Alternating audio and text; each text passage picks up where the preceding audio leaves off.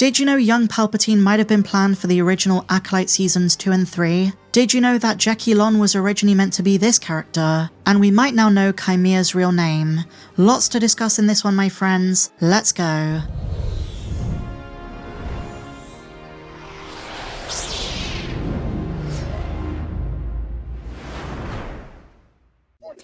Hello there my Jedi and Sith friends, and welcome back to another Star Wars video. It is I coming at you once again, your favourite galactic hostess, Star Wars Meg. And today, we're talking about The Acolyte, the most controversial Disney Plus Star Wars show that was cancelled after just one season. But as time goes on, we're learning more and more about what would have been included in Season 2. And today we have more information thanks to the Art of the Acolyte book. Some of this is for scrap concepts from Season 1, while the rest was no doubt going to be saved for Season 2. And ironically, despite being the most divisive and I would say disliked Star Wars series, it had so much potential with certain characters, and all of it was just wasted. Let's begin with a stranger, Qimir, someone who we learned a few months ago was intended to be the first Knight of Ren, the OG Ren. And in the new book, Leslye Headland gives us some more information about a character whose true name we never learned. Well, it turns out, get ready for this, his true name might have just been, you guessed it, Ren. Simply just Ren, although she does say it might have been his last name. Not the same Ren from the comics much further down the line, but the one who founded the philosophy inspired by the Sith that would become known as the Shadow. And this is the reason in Season 1, Qimir moves in a very Phantom and Shadow-like way. Some of the inspiration came from Maul in the Phantom Menace, some of it came from Vader, which we'll touch upon later in the video, but the biggest point of influence for Leslye were the Knights of Ren. This, as I've said before,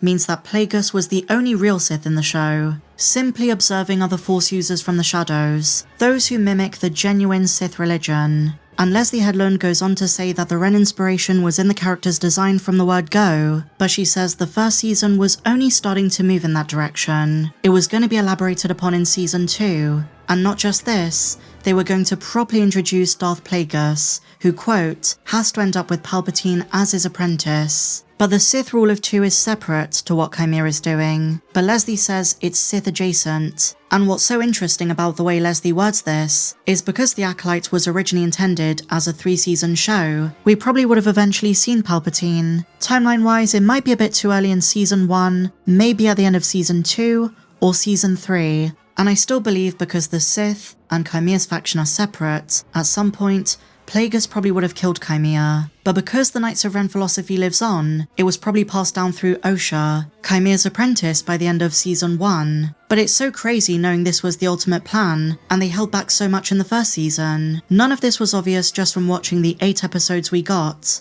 I know there were similarities in the helmet design, and we hear Kylo Ren's theme a couple of times, but none of this was expanded upon. In the end, I do think it was the right call to cancel The Acolyte, but something I think they should still do, be it in an anthology like Tales of the Dark Side, maybe Tales of the Sith or something like that, is Plagueis, in disguise as Higo Damask, meeting Sheev Palpatine for the very first time, like in the James Luceno book, encountering the ambitious young man during a political conflict, recognizing Palpatine's immense potential in the Force, and willingness to embrace the dark side, ultimately recruiting him as his apprentice. And if they do a Tales of the Sith, they can show us what becomes of Qimir, because honestly I think it's such a waste to reveal all of this in a book, in an art of book, of all things, something which doesn't get too many eyeballs.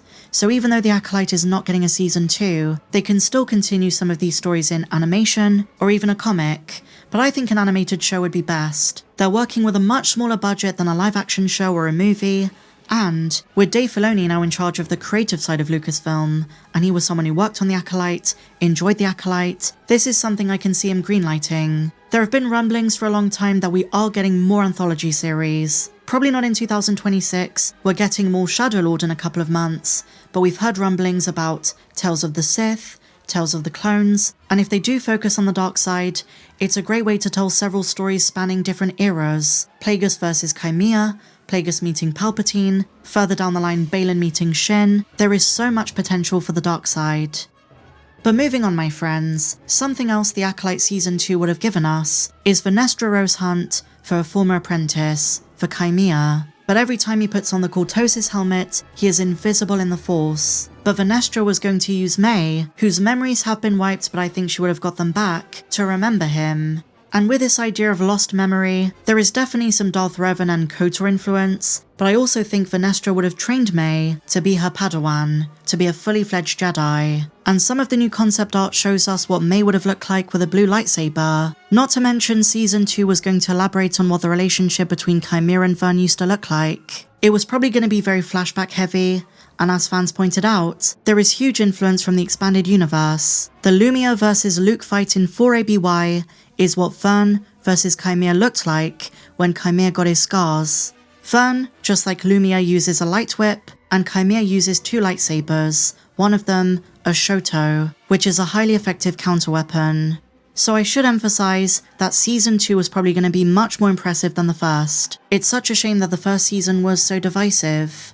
But another massive reveal from the book, my friends, comes in the form of some of the original concepts for Jedi Padawan Jecki Lon, who had one of the most painful deaths. Before they decided to make her a pale feline, they tried over a dozen alien variations. They tried a feline Sigerian look, a design that they ultimately repurposed for the Jedi Tazi Loa. They also tried making Jecki a Miri Allen, but before landing on feline-human hybrid, they tried the classic pink feline. But Doug Chang says he felt it was too 80s, too reminiscent of Return of the Jedi, so they tried something new.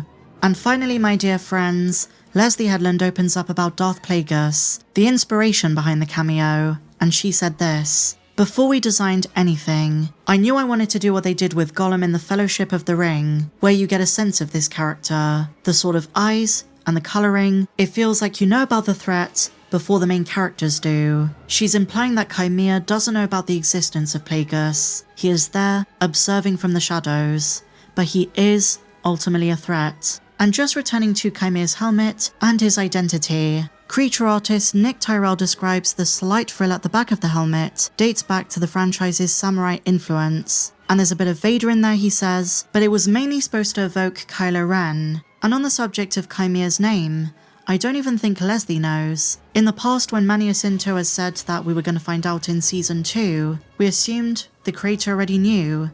Was it meant to be Darth Venomous? Did he have a different name when he was a Jedi?